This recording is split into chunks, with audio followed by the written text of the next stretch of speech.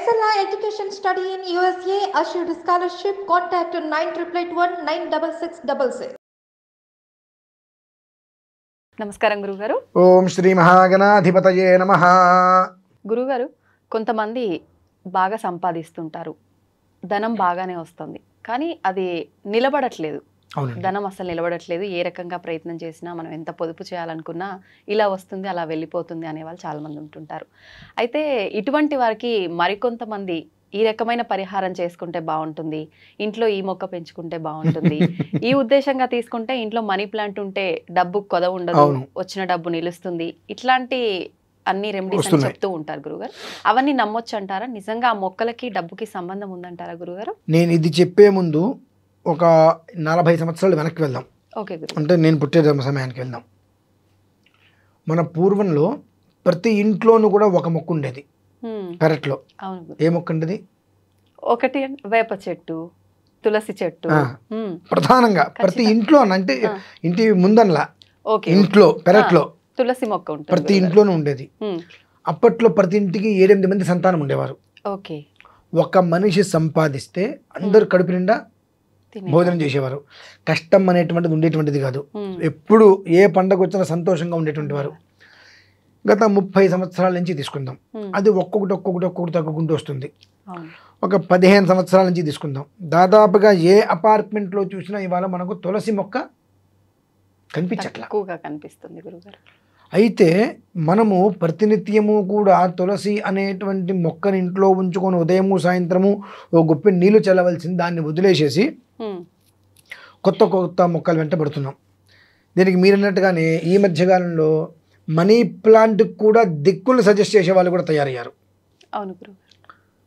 అసలు దిక్కులు దేనికి సజెస్ట్ చేయాలి, ఆ దిక్కు అనేటువంటిది ఏ దిక్కుకు ఎవరు అధిపతి, ఏ దిక్కుకు ఏది ఉండాలి అనేటువంటి విషయం కనీసం మాత్రం కూడా మన అవగాహన ఉందో లేదో నాకైతే తెలియదు. కానివ్వండి, మనీ ప్లాంట్ కూడా ఈ దిక్కును ఉంచండి అనేటువంటి వాళ్ళు ఎక్కువగా తయారైపోయారు. నేనేమంటున్నాను, 40 సంవత్సరాల క్రితం మనీ ప్లాంట్ లేదుగా. లేదు. మరి 40 సంవత్సరాల క్రితం మనీ ప్లాంట్ లేదు అని అంటే అప్పుడు ఎవరు కూడా తినడానికి తిండి లేని వాళ్ళు అవ్వాలిగా, ఇల్లు లేని వాళ్ళు అవ్వాలిగా. మరి వాళ్ళు అటువంటి పరిస్థితి వాళ్ళకి ఎవరికి లేదు కదమ్మా.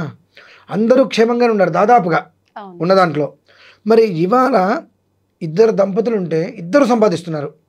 నెలకి జరొక 50,000, నెలకు జరొక 70,000 ఎంతో ఇద్దరు సంపాదిస్తున్నారు. కానీ 1వ తారీఖు వస్తే గిజగిజలు ఆడుతున్నారు. ఈఎంఐను అదనో ఇదనో ఏదో ఒక దానికోసం చెప్పి గిజగిజలు ఆడుతున్నారు. 10వ తారీఖు వరకు నానా ఇబ్బందులు పెడుతున్నారు. 10వ తారీఖు తర్వాత మళ్ళీ నెలాఖరి వరకు కూడా బ్రతుకు జీవుడా అంటూ జీవిస్తున్నారు. ఎందుకని అప్పటికిప్పటికి ఏం మారిందమ్మా? రోజులైతే మారలేదుగా. అప్పుడు రోజుకి నాకు తెలిసి 24 గంటలే ఉన్నాయి, మరి ఇప్పుడు రోజుకి 24 గంటలే ఉన్నాయి. అప్పుడు మరి ఆదివారం నుంచి ఆదివారం వరకే వారం, ఇప్పుడు అదే ఉంది. 1వ తారీఖు నుంచి 30వ తారీఖు వరకు నెల, ఇప్పుడు అలానే ఉంది. 15 రోజులకి పౌర్ణమి, 15 రోజులకి అమావాస్య, అవి ఏవి కూడా ఇవాళ వరకు మారలేదు. కానీ గురుగారు, టెక్నాలజీ మారిపోయింది కదా. మనం మార్చాం కదండి. టెక్నాలజీ మారింది కానీ కాలం మారలేదు కదండి. టెక్నాలజీ కూడా అది ఎవరికి ఉపయోగపడుతుంది? ఉన్నవాడికి ఇంకాస్త ఉన్న స్థితికి తీసుకెళ్తుంది, లేని వాడిని మాత్రం తొక్కేస్తుంది కిందకి. ఎందువలన? మీ దగ్గర ఒక వస్తువు ఉంది, నా దగ్గర ఆ వస్తువు లేదు, నాకు అది కావాలి. ఆ కావాలనే ఉద్దేశంతో నేనేం చేస్తున్నాను, నా దగ్గర 10,000 ఉన్నాయి, 90,000 అప్పు చేస్తున్నా. అప్పు చేసి ఆ వస్తువు నేను కొంటున్నా. మనం దాదాపుగా ఎవరి చేతిలో మొబైల్ చూసినా ₹1,00,000, ₹1,50,000 ఫోన్లు చూస్తున్నాం. ఎంత పెట్టుకున్నా ఆ రూపాయి, ₹10 లేకపోతే అది అవుట్ గోయింగ్ వెళ్తుంది కదండి. పోనీ ఎంత పెట్టుకున్నా ఛార్జింగ్ లేకపోతే పనిచేయదు. అటువంటి దానికి 10,000 పెట్టుకున్న ఫోనే. కానీ నీ దగ్గర ఉంది, నా దగ్గర లేకపోతే నన్ను గొప్పగా చూడరు అనేటువంటి ఆలోచనతో నా దగ్గర ఒక 60,000, 70,000 ఉంటే నేను 30,000 అప్పు చేయటం వేరు. నా దగ్గర 10,000 పెట్టుకొని 90,000 నేను అప్పు చేసి ఆ 90,000 రూపాయలకి నేను 390,000 ఈఎంఐ కడుతున్నా. కానీ నేను సంపాదించింది ఏముందండి? పోనీ ఫోన్ కొనుక్కోవడం వల్ల నాకు ఏదైనా లాభం ఉందా? ఒక 5 నెలలు 6 నెలలు వాడా, అప్డేట్ వెర్షన్ మీరు కొన్నారు, వెంటనే నా అప్డేట్ వెర్షన్ కొన్నారంటే వాళ్ళు బాగా సంపాదిస్తారు అంటే నాకు సంపాదన లేదనే కనుకుంటారు. ఈ ₹1,00,000 పెట్టుకున్న ఫోన్ని 60,000, 70,000 అమ్మేస్తున్నారు. ఇక నువ్వు అందులో పొందింది ఏముంది? ఆనందం. అంటే ఈ రకంగా పులిని చూసి నక్క వాత పెట్టుకుంది అన్నట్టుగా ఎదుటి మనిషిని చూసి నీ జీవితాన్ని నువ్వు వృధా చేసుకుంటున్నావు. అక్కడేంటి ప్రధానంగా ఆలోచన మన దగ్గర లేదు. ఈ ఆలోచన మనకు రావాలి అంటేనే ఇంట్లో తులసి చెట్టు ఉండాలమ్మా. ఎందుకంటే తులసి చెట్టు ఎప్పుడైతే ఇంట్లో ఉంటుందో మనిషి తప్పటి అడుగు వేస్తుంటే ఖచ్చితంగా ఆ దారి మళ్ళించి నాయన నువ్వు వేసేది కరెక్ట్ అయినట్టు కాదు అని ఏదో ఒక రూపంలో ఒక మనిషి ద్వారా విషయాన్ని తెలియజేస్తాడు. ఓకే, దీనికి నేను మీకు ఇప్పుడు ఒక కథ కూడా చెప్పాల్సిన పరిస్థితి అయితే ఉంది. ఒక ఊర్లో ఒక గురువు గారు శిష్యుడు ఉన్నారు. గురుగారికి వివాహమైంది, ప్రశాంతంగా చదువుకుంటున్నాడు, వెళ్తున్నారు. అయితే గురుగారు భార్య గర్భవతి అయింది. గర్భవతిగా ఉన్నప్పుడు తీర్థయాత్రలు అవన్నీ చేసుకుంటూ వస్తే చక్కటి సంతానం కలుగుతుంది అనేటువంటిది ఒకటి ఉంది. జనరల్గా మనకు గర్భవతిగా ఉన్నప్పుడు వెళ్ళకూడదు అంటుంటారు గురుగారు. తీర్థయాత్రలు చేయాలమ్మా. లోపలికి వెళ్ళ క్షేత్ర దర్శిని అంటారు. క్షేత్రానికి వెళ్ళి నమస్కారం చేసుకుని వస్తూ ఉండాలి. ఎందువలన అంటే 7వ నెల తర్వాత, అది కూడా 7వ నెల నుంచి ఏ క్షణానైనా డెలివరీ అనేటువంటిది వస్తుంది కాబట్టి తల్లి అని అంటారు. ఏదైనా గుళ్ళోనో గోపురంలోనో ఉన్నప్పుడు డెలివరీ అయిందని తెలిస్తే ఆ అశౌచంతో దేవాలయంలో ఉంటే అక్కడ అపశృతి వస్తుంది. కనుక ఈ 7వ నెల వచ్చిన తర్వాత క్షేత్రాన్ని మాత్రం వెళ్ళి శిఖర దర్శనం చేసుకుని వస్తూ ఉండాలి. అంటే దానివల్ల ఏమవుతుందంటే విష్ణుమూర్తి శివుడు అంటే హరిహరులు ఇద్దరు కలిసినటువంటి సంతానం కలుగుతుంది. అదొక పురాణంలో చెప్పబడి ఉన్నది. అట్లా అది దృష్టిలో ఉంచుకుని నాయన ఎవరిని ఇంటికి రాని, జాగ్రత్తగా ఇంటిని కాపాడుకొని చెప్పి క్షేత్ర దర్శనానికి గురుగారు వెళ్తారు. ప్రసవ సమయం వస్తుంది. మరి బ్రహ్మదేవుడు నుదుటి మీద రాత రాయాలి కదా. బ్రహ్మదేవుడు ఇంట్లోకి వస్తాడు. బ్రహ్మదేవుడు ఇంట్లోకి వస్తే ఆ విద్యార్థి ఆపేస్తాడు అక్కడ. ఏమని, ఎవరండి మీరు లోపలికి వస్తున్నారు అని అంటే అర్థం కాదు, నేను బ్రహ్మదేవుడిని, నీకెలా కనిపించా అంటే గురు శుశ్రూషయ, గురువు గారికి అంత నమ్మకంగా ఉండి సేవ చేశాడు కాబట్టి బ్రహ్మదేవుడు కనిపించాడు. నేను గురుగారు చెప్పినటువంటి విధానాన్ని మాత్రమే నేను ఇక్కడ ఆచరిస్తాను, లోపలికి వెళ్ళడానికి వీల్లేదంటారు. ప్రసవ వేదన జరుగుతుంది, నేను వెళ్ళి నుదుటి మీద రాయాలి, నుదుటి మీద నేను కనుక రాయకపోతే చాలా ఇబ్బందులు కలుగుతాయంటే ఏం రాస్తావు నాకు చెప్పు అంటారు. నీకెట్ట చెప్తా, అది నువ్వు చెప్పకపోతే నేను పంపించను, ప్రసవం అయిపోతుంది రావని కాదురంటే నువ్వు నాకు చెప్పాల్సిందే చెప్తాడు. ఏమని చెప్తాడు, ఆ ఇంట్లో ప్రతిరోజు ఒక ఆవు, ఒక బియ్యం మూట తప్ప మరి ఇంకా ఏమీ ఉండదు అని రాస్తా అంటాడు. సరే పో అంటాడు, రాసేస్తాడు. బ్రహ్మదేవుడు వెళ్ళిపోతాడు, డెలివరీ అవుతుంది, గురుగారు వస్తారు, మళ్ళీ కొంతకాలం గడుస్తుంది, మళ్ళీ ఆమె గర్భవతి అవుతుంది, మళ్ళీ ఇదే తత్వం నడుస్తుంది. మళ్ళీ బ్రహ్మదేవుడు వస్తాడు. ఈసారి ఏం రాస్తాడు నుదుటి మీద అంటే ఈ అమ్మాయికి ప్రతిరోజు ఒక సంబంధం వస్తుంది అంతే అని రాస్తాడు నుదుటి మీద. వెళ్ళిపోతాడు. సరే కొంతకాలానికి పిల్లవాడు చదువు పూర్తి అయిపోతుంది, అతను వెళ్ళిపోతాడు. కాస్త కొంతకాలానికి గురుగారు కూడా కాలం చేస్తారు, ఆవిడ కూడా కాలం చేస్తుంది. ఆ ఇద్దరు పిల్లలు ఉంటారు. వాళ్ళు వయస్సుకు వస్తారు. కానీ ఇంట్లో నిజంగానే బ్రహ్మదేవుడు రాసిన రాత ఏ రకంగా అయితే ఉందో ఒక బియ్యం మూట, ఒక ఆవు తప్ప ఇంట్లో ఇంకా వాళ్ళకి ఏమీ ఉండవు. చంద్రోదయం అయిందంటే ఆ వెన్నెల మొత్తం ఇంట్లోనే ఉంటుంది. వరుణుడు వచ్చాడంటే ఇల్లు మొత్తం నిండిపోయి ఉంటుంది. అట్లా అతనికి భార్య, పిల్లవాడు, ఏం చేయాలో అర్థం కాదు. చెల్లెలు ఉంటుంది, మళ్ళీ ఆమెకు రోజు ఒక సంబంధం వస్తూ ఉంటుంది, వెళ్ళిపోతూ ఉంటుంది. ఇటువంటి పరిస్థితులలో ఆ పిల్లవాడు చదువుకున్నాడు కదా, నా గురుగారి కుటుంబం ఎలా ఉంది అనేటువంటి విషయం నేను చూసి వస్తాను అని చెప్పి బయలుదేరి ఊరు వస్తాడు. ఇంటికి వచ్చేటికి వీళ్ళందరూ చూసి ఏంట్రా ఇది, ఏం చేయమంటావు అన్నయ్య, ఇలా ఉంది వాతావరణం అంటే నేను చెప్పింది చేస్తా అంటారు. వెంటనే ఇంట్లో ఒక తులసి మొక్క పెట్టించేస్తారు. అంటే ఆ తులసి మొక్క చనిపోతూ ఉంటుంది. ఎన్నిసార్లు పెట్టినా 100 సార్లు పెడితే 100 సార్లు కూడా అది చనిపోతూ ఉంటుంది. ఎందువలన చనిపోతుంది, ఆయన ఆ తులసి మొక్క అనేటువంటిది సింహద్వారానికి ఎదురుకుండా పెట్టాడు. సింహద్వారానికి ఎదురుకుండా పెట్టకూడదు. సింహద్వారం ఏదైతే ఉంటుందో సింహద్వారం గడపకి ఒక్క అంగుళం కూడా పైకి ఏది ఉండకూడదు. దాన్నే రాజద్వారం అని కూడా అంటారు. ఇవాళ ఈ ఒక్క మీరు ఇందాక చెప్పారు మొక్కల పేర్లు ఏవో ఉన్నాయి, ఇంగ్లీష్లో ఉన్నాయి, మనీ ప్లాంట్. ఈ మనీ ప్లాంట్ ఇవన్నీ కూడా ఆ గుమ్మానికి పెడితే అలా అలా అలా అల్లుతున్నాయి. కానీ ఆ గుమ్మం అనేటువంటిది దానికి ఒక ముహూర్తం పెట్టి మనం నిర్మిస్తున్నాం. దర్వాదా ముహూర్తం అని చెప్పి, గుమ్మ ముహూర్తం అని చెప్పి, దానికన్నా నువ్వు ఎప్పుడు ఎత్తైతే పెట్టావో అది ఆ గుమ్మాన్ని నువ్వు అవమానించినట్టేగా. గుమ్మానికన్నా ఒక్క అంగుళం కూడా ఎప్పుడు కూడా ఒక అంగుళం కిందకు ఉండొచ్చు, మొక్క కుండి అయినా ఇదైనా, అంతకుమించి ఒక అంగుళం కూడా పైకి ఉండకూడదు. అందుకనే ఇప్పుడు విషయం కాకుండా కొంతకాలం విషయం తీస్తే ఇక్కడ గుమ్మం ఉంటే గుమ్మానికి 4-5 స్టెప్స్ ఉంటాయి కిందకి. ఆ మెట్లకి అటువైపు ఇటువైపు మొక్కలు ఉంటాయి తప్ప ఆ మెట్ల పైన మాత్రం ఎక్కడ కూడా ఎవరు మొక్కలు పెట్టేవారు కాదు. అది మనం తెలుసుకోవాల్సిన విషయం. తులసి మొక్క తీసుకురాగానే లేదన్నయ్య ఇంట్లో రోజు మేము పెడుతూనే ఉన్నాము, వారానికి ఒకసారి చనిపోతుంది, ఎక్కడ పెడుతున్నా అంటే ఎదురుకుండా చూపిస్తాడు సింహద్వారం దగ్గర. తప్పు నాన్న ఇక్కడ నువ్వు పెట్టకు అని చెప్పి తులసి మొక్క తెప్పించి పెరట్లో పెట్టిస్తాడు. ఇంట్లో ఏమేమి ఉన్నాయి, ఆవు బియ్యం ఉంది, బియ్యం ఎట్టు పెట్టు, అవునమ్మయ్య అంటాడు. అన్నయ్య ఆ ఆవు పాల మీదే నా ఆధారము, జీవనాధారము, అది అమ్మేస్తే నా బ్రతికెట్లా, నేను బాగు చేస్తాను, నీకు నమ్మకం ఉందా? ఉందన్నయ్య, నేను చెప్పించి సరే అవును అమ్మేస్తాడు. అమ్మేసేసి ఆ వచ్చిన డబ్బుతోటి బయటికి వెళ్ళి పప్పు ఉప్పు బియ్యం అన్నీ కొనుక్కొని వస్తాడు. కొనుక్కొచ్చి మర్నాడు 10 మందికి పిలిచి ఇంట్లో అన్నం పెడతాడు. అర్థం కాదు రేపు పొద్దున ఏంటి పరిస్థితి. అవును, అక్కడ మనం తెలుసుకోవాల్సింది ఏమిటంటే బ్రహ్మదేవుడు ప్రతిరోజు ఇంట్లో ఒక బియ్యం మూట ఆవు ఉంటుంది అని రాశారు. కాబట్టి మర్నాడు ఎవరింట్లోనో ఏదో పూజ చేసుకున్నారు, ఇన్ని పిలిచారు, ఒక ఆవును దానం ఇచ్చారు. అంటే దీనికి చెప్తా, కథ అయిపోయిన తర్వాత చెప్తాను మా మూలం. ఒక ఆవును దానం ఇచ్చారు, మళ్ళీ ఆవును అమ్మేశాడు, మళ్ళీ డబ్బు తీసుకొచ్చాడు, ఆ డబ్బుతో ఇంకో 10 మందికి అన్నం పెట్టాడు. అలా అలా అలా ఒక రేకులు వేశాడు ఇంటి మీద. అలా అలా ఇంటికి కావాల్సినన్ని సమకూర్చుకుంటూ వస్తున్నాడు. అలానే ఆ అమ్మాయి దగ్గరికి వెళ్ళాడు. అమ్మా అన్నయ్య చెప్పన్నయ్య ఏంటి పరిస్థితి, సంబంధాలు ఏమన్నా వస్తున్నాయా, పెళ్లి చేసుకుంటారా ఏంటంటే రోజు సంబంధాలు అయితే వస్తున్నాయన్నయ్య, నా పరిస్థితి ఏం అర్థం కావట్లేదు అంటే, ఒక పని చెయ్యి, ఇవాళ నుంచి నన్ను చూడడానికి ఎవరైనా వస్తే పట్టు చీర, వంకీలు, వడ్డానం, చంద్రహారం ఇవన్నీ తీసుకువస్తేనే రండి, నన్ను చూడటానికి రండి అంటే, మామూలుగానే చుట్టానికి రావట్లేదు అన్నయ్య అంటే, ఆయన ఏం రాశాడు, ప్రతిరోజు పెళ్లి సంబంధం వస్తుంది చూడటానికి. అంటే ఆయన రాత ప్రకారం చచ్చినట్టు రావాల్సింది.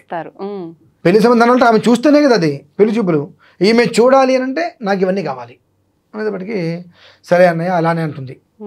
మర్నాడు నుంచి ఇక రోజు ఒక మనిషి వస్తుంటాడు, ఇవన్నీ తీసుకొచ్చి పెడుతూ ఉంటాడు. వీటితోటి మొత్తం ఏ రోజుకి ఆ రోజు అమ్మేసేసి మంచి గృహాన్ని అంతా ఏర్పాటు చేసేసేసి ఒక 4 ఆవులు, ఊర్లో అందరికీ కూడా భోజనాలు పెట్టడాలు అనుకుంటూ అసలు ఏమీ లేదు అనేటువంటి పరిస్థితి నుంచి మంచి పొజిషన్ తీసుకెళ్ళిపోతాడు. ఇది కొంతకాలం గడిచిన తర్వాత నేను ఊరు వెళ్తున్నానమ్మా, ఒక 6 నెలల తర్వాత వస్తాను, అక్క మంచి వివాహం అనేది చేసుకుందాం, పప్పందం పెడుతు కానీ అని చెప్పి బయలుదేరి వెళ్ళిపోతుంటే బ్రహ్మదేవుడు ఎదురుకుండా వస్తుంటాడు. ఎలా వస్తాడు, ఓ చేతిలో ఆవు, నెత్తి మీద బియ్యం మూట, ఈ చేతిలో బంగారం మూట, బంగారము చీరలు పెట్టుకొని వస్తూ ఉంటాడు. చూసి బ్రహ్మదేవ నీకేంటయ్యా ఈ తెప్పలు అంటాడు. అనగానే అప్పుడు బ్రహ్మదేవుడు ఏమంటాడంటే, ప్రతి మనిషి జీవితానికి, ప్రతి మనిషి నుదుటి మీద నేను ఏదైతే రాస్తానో అది ఎక్కడో మరొక చోట ఇంకొక మనిషికి నేను తెలియజేస్తా. వాళ్ళకి ఆ కర్మ ప్రారంధం తొలగిపోయే సమయంలో ఆ మనిషి ఎదురవుతాడు, అకస్మాత్తుగా ఎదురవుతాడు. ఆ ఎదురైనప్పుడు ఆ మనిషి చెప్పింది కనుక నువ్వు నాకు చెప్తాడా అనకుండా కనుక అవతల వ్యక్తి కనుక ఆచరిస్తే అతని జీవితం ఇలానే ఉంటుంది, నా జీవితం ఇలా తయారవుతుంది. రాసింది నేనే కదా మరి. ప్రతిరోజు బియ్యం మూట ఉంటుంది, ప్రతిరోజు ఆవు ఉంటుంది, ప్రతిరోజు పెళ్లి చూపులకు వస్తారు. మరి పెళ్లి చూపులకు రావాలంటే ఆమె పెట్టిన కండిషన్ ఏంటి, తీసుకొని రావాలి, నాకు ఇవన్నీ కావాలి కాబట్టి ఇవన్నీ తీసుకెళ్తున్నాను ఆయన అంటే, మరి దాన్ని కొంచెం సరిచేయి అంటారు. ఇకపై అంతా శుభం రాసేస్తాడు అక్కడ. అంటే ఏంటి అంటే, ఇక్కడ ఎప్పటి నుంచి ఎంత చదువు ఉన్నా ఎంత ఎదున్నప్పటికీ కూడా దాన్ని మనం స్థిరంగా నిల్చుకోవాలంటే పెరట్లో తులసి చెట్టమ్మ ప్రధానంగా ఉండాలి. దానికి అన్ని నీళ్ళు, ఒక గ్లాసు నీళ్ళు పోస్తే 6 రోజులు ఆ నీళ్ళు తాగుతుంది అది. కాకపోతే ఉదయము సాయంత్రం స్నానం చేయగానే ఒక్క చుక్క నీళ్ళు ఆకుల మీద చల్లాలి. ఉదయము సాయంత్రం ఆకులకు దాహం వేస్తుంది, చాలా గొప్ప విషయం అది. తులసి చెట్టు ఆకులు నీళ్ళు తాగుతుంది అది.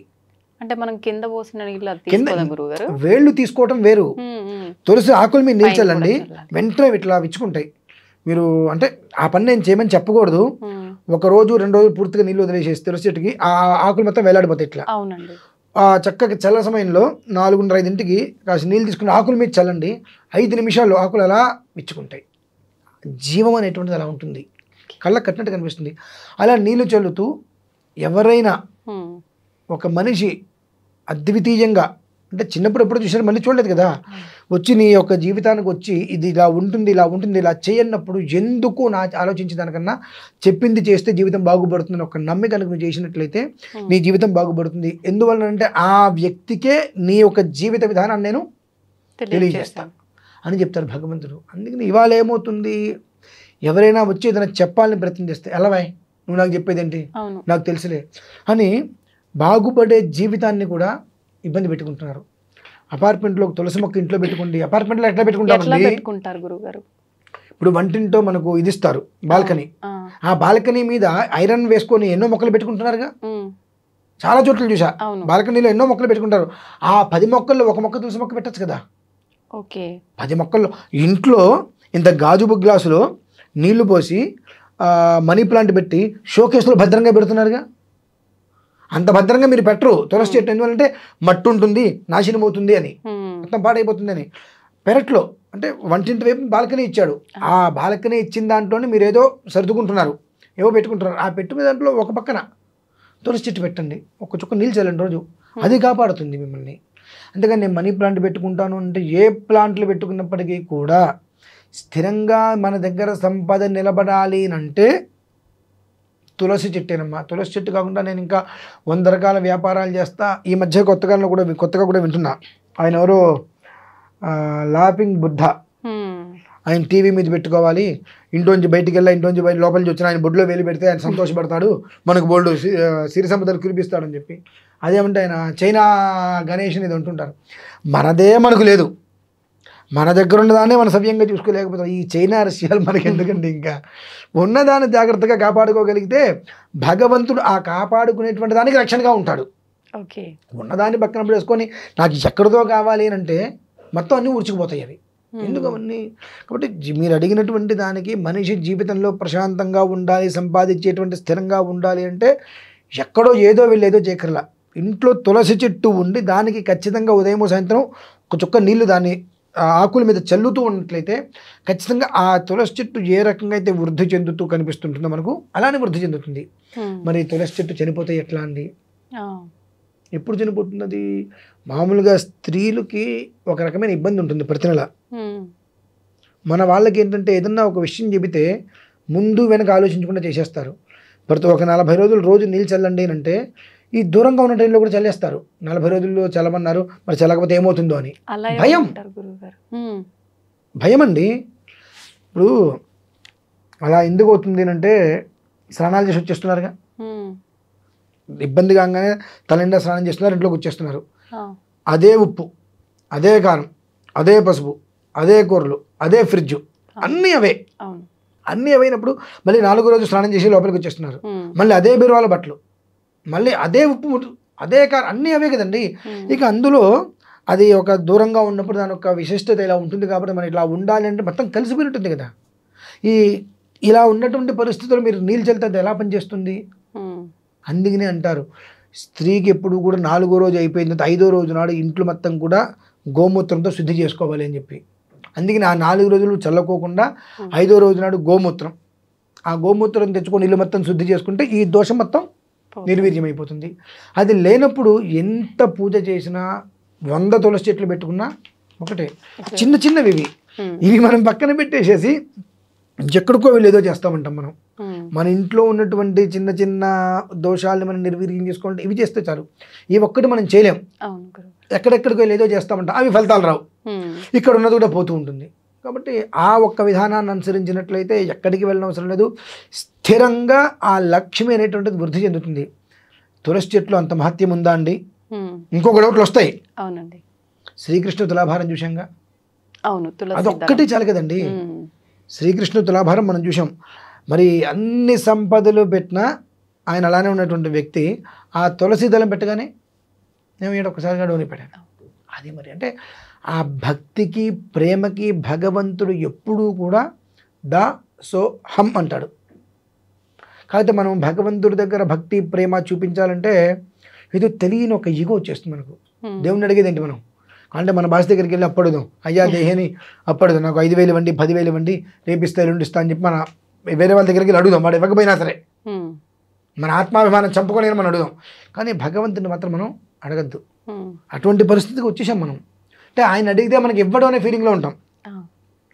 ఒక్కసారి నువ్వు దయార్ద్రంగా ఆయన మీద భక్తి ప్రేమతో అడిగి చూస్తే కదా ఆయన ఇచ్చాడు ఎవడో తెలియంది. మనకి ఇంతటి జీవితాన్ని ఇచ్చిన వాడు నీకు ఆ ఒక్క కోరిక తీర్చడా?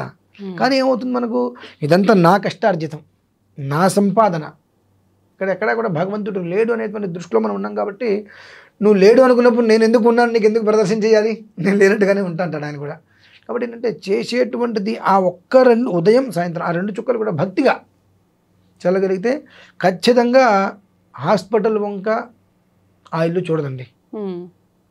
హాస్పిటల్ వంక ఆ ఇల్లు చూడలేదు అని అంటే అంతకు మించిన ఐశ్వర్యవంతుడు భూమి మీద ఉంటాడు అవును, నాకు తెలిసి. అది మా విషయం. చాలా మంచి విషయాలు తెలియజేస్తారు గురుగారు. Thank you.